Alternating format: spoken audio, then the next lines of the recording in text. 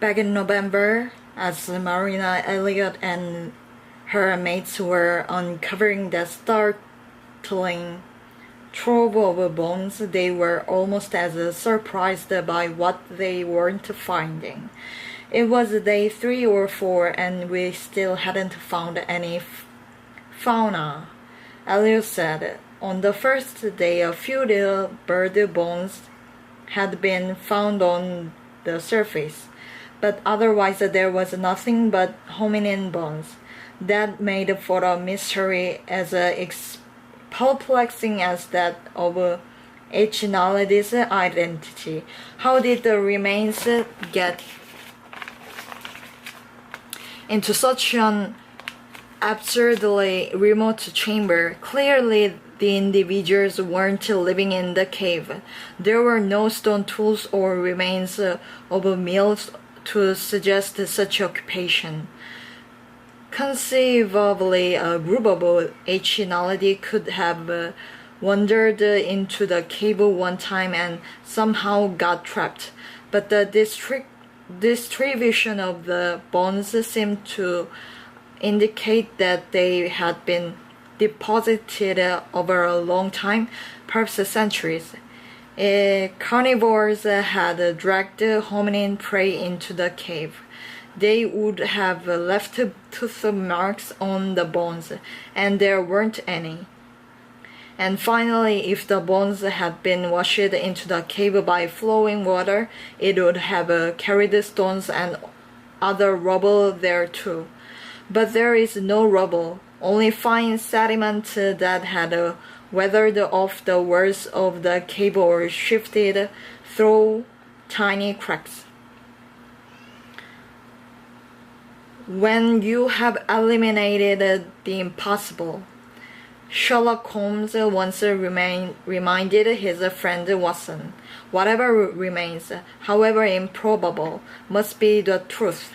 Having exhausted all other explanations, Berger and his team were stuck with the improbable conclusion that bodies of H. Naledi were deliberately put there by other H. Naledi. Until now, only Homo sapiens and possibly some archaic humans such as the Neanderthals and known to have treated their dead in such a ritualized manner. The researchers don't argue that these much more primitive hominins navigated Superman's crow and the harrowing shark-mouthed chute while dragging corpses behind them that would go beyond the improbable to incredible. Maybe back then Superman's crow was wide enough to be walkable, and maybe the hominins simply dropped their burden into the chute without climbing down themselves. Over time, the growing pile of bones might have slowly tumbled into the neighboring chamber. Deliberate disposal of bodies would still have required the hominins to find their way to the top of the chute through pitch black darkness and back again, which almost surely would have required light torches or fires lit at intervals. The notion of such a small-brained creature exhibiting such complex behavior seems so unlikely that many other researchers have simply refused to credit it.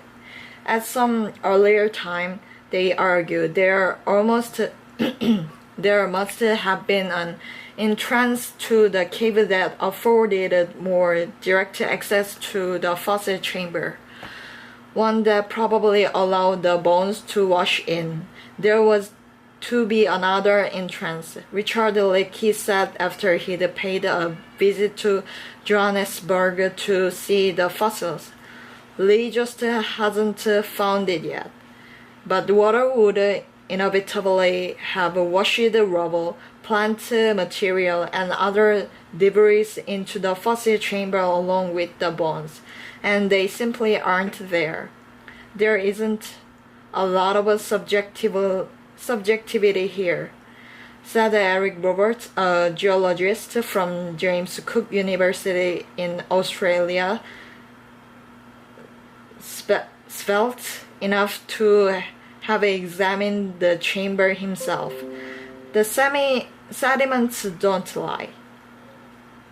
Disposal of the dead brings closure for the living, confers respect on the departed, or abets their transition to the next life. Such sentiments are a hallmark of humanity. But H-nality bugger emphatically stresses was not human, which makes the behavior all the more intriguing. It's an animal that appears to have had the cognitive ability to recognize its separation from nature, he said. Disposal of the dead brings closure for the living and confers respect. Such sentiments are a hallmark of humanity, but H-nality was not human.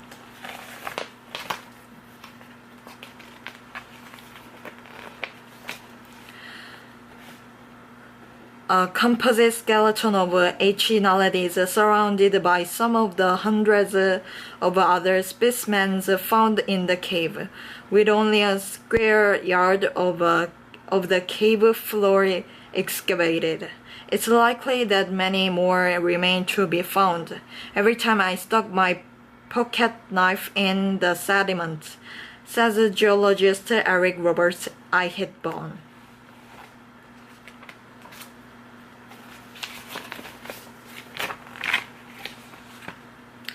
The sum of its parts, a composite skeleton, reveals H-nality's overall body plan. Its shoulders, hips, and torso hark back to earlier ancestors, while its lower body showed more human-like adaptations. The skull and teeth show a mix of traits. Homo features humanesque skull. The general shape of H-nality's skull is advanced, though the brain case is less than half that of modern humans. Australopithecine features primitive shoulders. H-nality's shoulders are positioned in a way that would have helped with climbing and hanging. Flared pelvis. The hip bones of H-nality flare outward, a primitive trait, and are shorter front to back than those of modern humans. Curved fingers. Long curved fingers useful for climbing in trees could be a trait retained from a more ape-like ancestor. Versatile hands. H-nality's palms, wrists, and thumbs are human-like, suggesting tool use. Long legs. The leg bones are long and slender and have the strong muscle attachments characteristic of a modern bipedal gait. Human-like feet. Except for the slightly curved toes, H-nality's feet are nearly indistinguishable from ours, with arcs that suggest an efficient long-distance stride. A new kind of ancestor. H-nality was much closer in appearance to Homo species such as H. erectus than to Australopithecines such as Lucy, but it possesses enough traits shared with no other member of our genus that it warrants a new species' name. Lucy. Australopithecus afarensis. 3.2 million years ago, adult female, height 3 feet 8 in weight 60 to 65 lbs.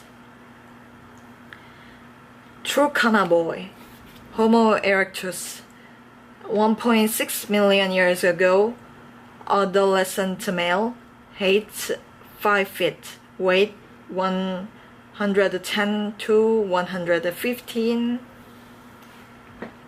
Rising star hominin, Homonality, date unknown, adult male, height 4 feet 10 inch, weight 100 to 110.